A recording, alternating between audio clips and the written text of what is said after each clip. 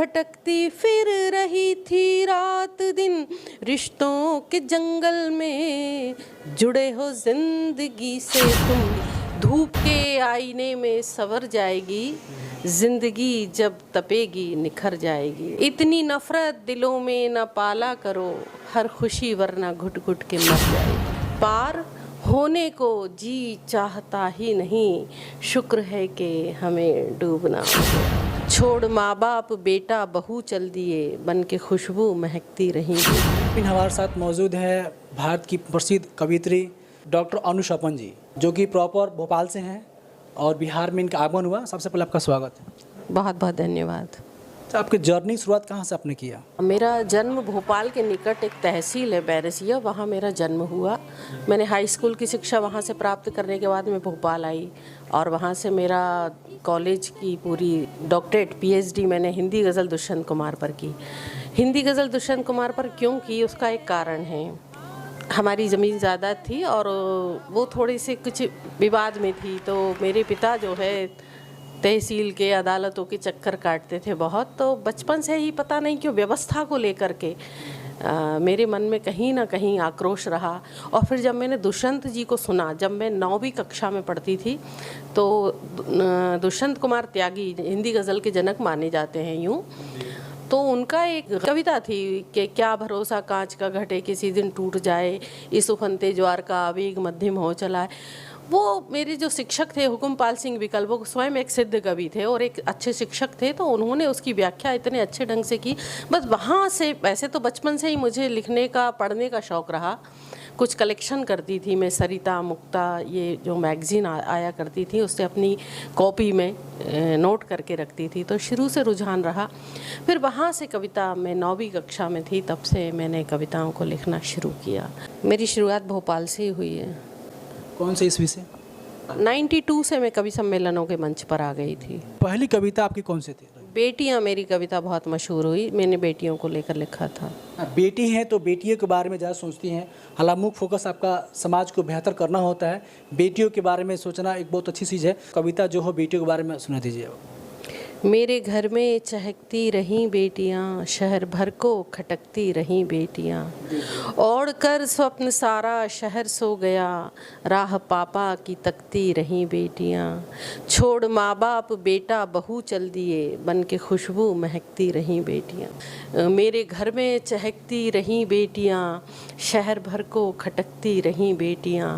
ओढ़ कर स्वप्न सारा शहर सो गया, राह पापा की तकती रहीं बेटियां अपनी ख्वाहिश को कह नहीं पाती हैं, बेटे कह देते हैं। तो मैंने कहा था कि अब की तनख्वाह पे ये चीज़ लाना हमें, कहते कहते झिझकती रहीं बेटियां। तो ये गज़ल मेरी इतनी मशहूर हुई तो लोगों ने मुझे बहुत बुलाना शुरू कर दिया। और वहीं पर एक गोष्ठी में ही एक मंच के कवि रमेश गुप्ता चातक आए हुए थे, जो उज्जैन के मध्य प्रदेश के थे।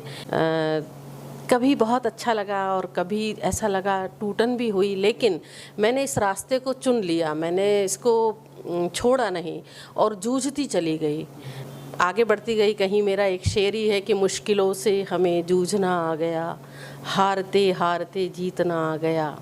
आंधियों से लड़े तो हुआ ये असर, आंधियों से लड़े तो हुआ ये असर, हमको तूफ़ान का रुख मोड़ना आ गया। और मैंने औरत के हवाले से ये शेर भी कहा कि एक नाजुक लता लोग समझें तो क्या, एक नाजुक लता लोग समझें तो क्या, मुझको शाखों के दिल थामना आ गया। और एक और बहुत अच्छा शेर है इसमें कि पार होने को जी चाहता ही नहीं, पार होने को जी चाहता ही नहीं, शुक्र है कि हमें डूबना आ गया। और कौन कौन सी जो प्रमुख कविताएं रहीं जो आपकी काफ़ी प्रसिद्धि जिससे मिला आपको? एक तो मेरी आरंभिक कविता बेटियां हैं, इसके बाद नारी अस्मिता ने मुझे बहुत मान सम्मान दिया, पूरे देश विदेश में मैंने इस कविता को सुनाया। इसके अलावा मेरी गज़लें उसकी इस तरह से मुझे आप मत देखिए, भाव सूची नहीं हूँ मैं बाज़ार की, मेरी हर सांस में एक उपन्यास है, कोई कतरन नहीं हूँ मैं अखबार की। और कौन सी जो प्रमुख आपकी जो कविता आज डेट में जो काफ़ी वायरल हो रही हैं, थोड़ा सुना दीजिए। तुम्हारे प्यार का एक जिक्र ही महका गया मुझको, कि सिर से पाँव तक पूरी तरह नहला गया मुझको। भटकती फिर रही थी रात दिन रिश्तों के जंगल में, भटकती फिर रही थी रात दिन रिश्तों के जंगल में, जुड़े हो जिंदगी से तुम। सुषमा स्वराज जी के भाई आए और मेरे सामने ऐसे हाथ जोड़ के, वो डॉक्टर हैं, ऐसे खड़े हो गए, मुझसे तो उम्र में काफ़ी बड़े, और मुझसे कहने लगे कि बस मैं आपकी नारी अस्मिता कविता सुनने के लिए आया हूँ। और मैंने अनेक बार यूट्यूब पे वो कविता सुनी है और मैं खो सा गया, घंटों खोया रहा उसमें। तो मेरे लिए ये बहुत गौरव की बात कि मैं सुषमा स्वराज जी को अपना आइडियल मानती हूँ, और जिस तरह की वो भारतीय एक मुकम्मल स्त्री उनके अंदर नज़र आती है। उनके भाई स्वयं कविता को इतना प्रेम करने वाले और इतना बड़ा व्यक्तित्व तो मुझसे कह रहा, मतलब मैं अम्बाला नहीं गई, मेरी 32-34 वर्ष की काव्य यात्रा हो गई। अम्बाला में पहली बार अभी 7 जून को मेरा एक कार्यक्रम था, वहाँ मैं गई। तो ये एक बहुत गौरव की बात है कि इतना बड़ा व्यक्ति मुझसे ये कविता मेरी फरमाइश कर रहे हैं। मैं सुना देती हूँ। इस तरह से मुझे आप मत देखिए, भाव सूची नहीं हूँ मैं बाजार की।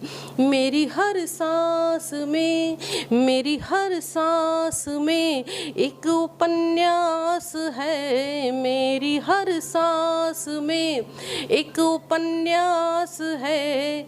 कोई कतरन नहीं हूँ मैं अखबार की। इस तरह से ओठ कायर है कह नहीं पाते। हाँ, वो एक प्रेम का मेरा एक मुक्तक है। आपसे दूर रह नहीं पाते, अब ये तन्हाई सह नहीं पाते।